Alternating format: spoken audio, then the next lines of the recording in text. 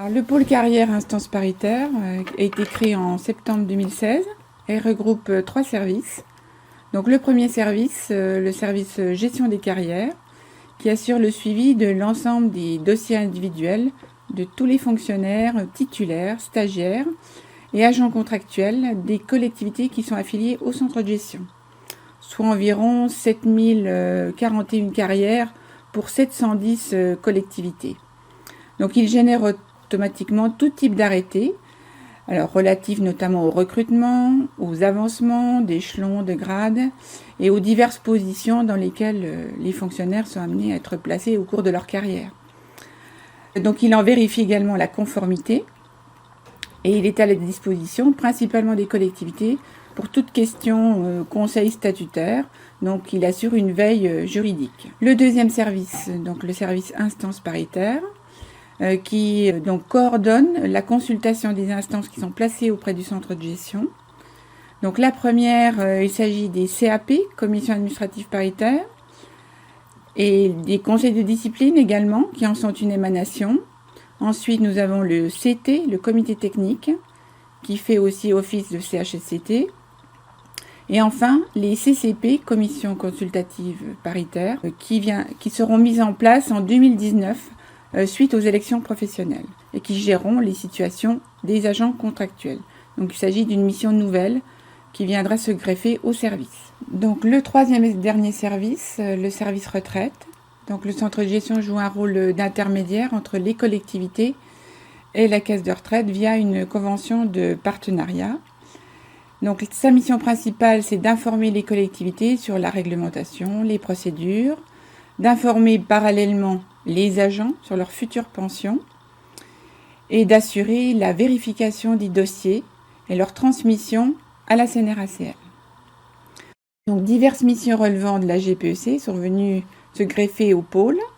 Donc depuis déjà 2 ans, le CDG accompagne les collectivités dans l'élaboration des fiches de poste de leurs agents, dans la conduite des entretiens professionnels d'évaluation, dans l'élaboration des plans et règlements de formation.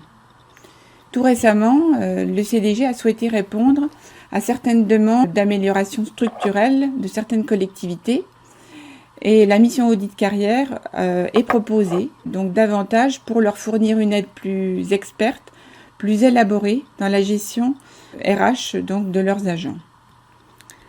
On pense notamment au diagnostic sur les contrats, sur les arrêtés, sur la mise en place d'un nouveau régime indemnitaire, ou d'un protocole à RTT ou règlement intérieur. Donc d'une manière générale, il peut apporter une aide un peu plus élaborée dans le domaine des ressources humaines.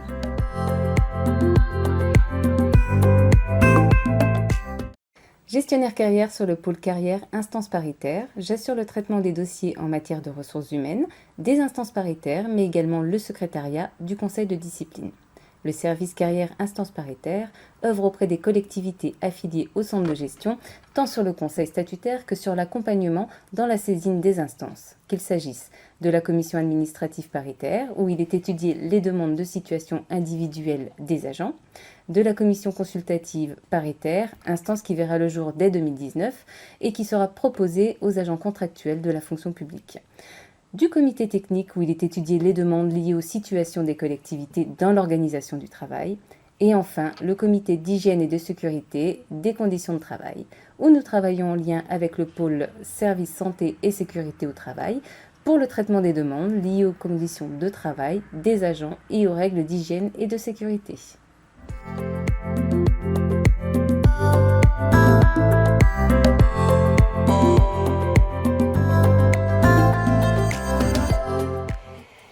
Bonjour à tous, bienvenue, je m'appelle Sarah Ben Ismail, je fais partie du pôle carrière, instance paritaire au centre de gestion et plus particulièrement je suis correspondante CNRACL suppléante. Alors aujourd'hui je vais vous expliquer concrètement ce que c'est la CNRACL. Alors la CNRACL c'est donc la Caisse nationale des retraites des agents des collectivités locales.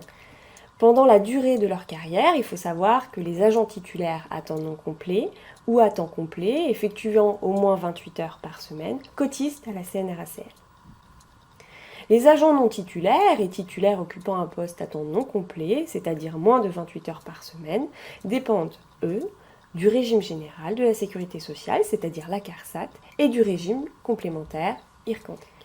Cependant, il arrive qu'un agent ait une double carrière, donc à la fois dans le public et dans le privé, et à ce titre, l'agent pourra avoir une double retraite sous certaines conditions. Pour les agents affiliés à la CNRACL, c'est au dernier employeur qui se charge de constituer le dossier sur l'espace personnalisé de la CNRACL de nous le transmettre ensuite au centre de gestion. Alors concrètement, quel est le rôle du centre de gestion sur la réalisation des dossiers de retraite? Eh bien, tout simplement, le rôle du centre de gestion est d'assister l'ensemble des collectivités affiliées dans les différentes étapes qui vont de l'affiliation à la liquidation de pension.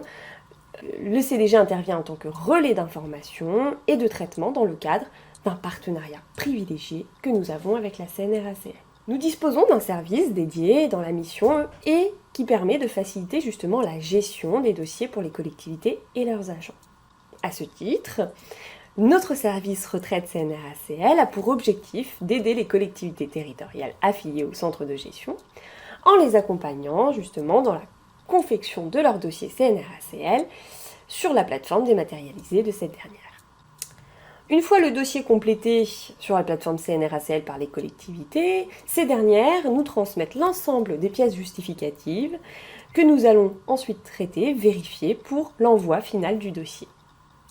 Alors, ces dossiers, ça peut être évidemment tout ce qui concerne l'immatriculation de l'employeur, l'affiliation des agents, la demande de régularisation de services, la validation des services de non-titulaires mais qui est aujourd'hui un service en extinction, le rétablissement auprès du régime général et de l'IRCANTEC, tout ce qui concerne également les dossiers de demande de retraite, donc les dossiers de liquidation, et enfin l'étude sur les départs à la retraite concernant les estimations de pension, donc là on serait plus sur des dossiers de simulation de calcul. Voilà. J'espère que ces informations vous auront été utiles, et n'hésitez pas à me contacter si besoin. Je vous remercie.